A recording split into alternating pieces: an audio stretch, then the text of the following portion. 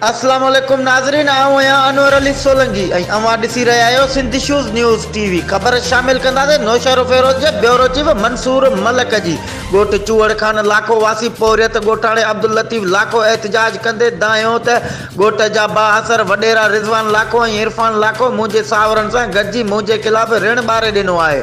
वॾेरनि कूड़ा केस दाख़िल कराए मूंखे थाणनि जे हवाले कयो आहे ऐं तशदुद पिणु कयो आहे ऐं मुंहिंजी घरवारी बेनज़ीर खे पिणु ॿारड़नि समेत खणी विया आहिनि। हिन चयो त पौरियत आहियां वॾेरा रिक्शा जा पयल 50,000 पिणु खसे विया आहिनि। बिरासिटी थाणे ते वॾेरनि ख़िलाफ़ दांह खणी वयसि त पुलिस मूंखे विहारे छॾियो। हिन SSP नौशहर फिरोज ऐं इंसानी हुकूकनि जे ज़िले चेयरमैन सीशन जज नौशहर फिरोज खां बासर वॾेरनि ख़िलाफ़ क़ानूनी कार्रवाई जो मुतालबो कयो आहे। वधीक ख़बरुनि ऐं अपडेट्स लाइ ॾिसंदा रहो सिंधी शूज़ न्यूज़ टीवी।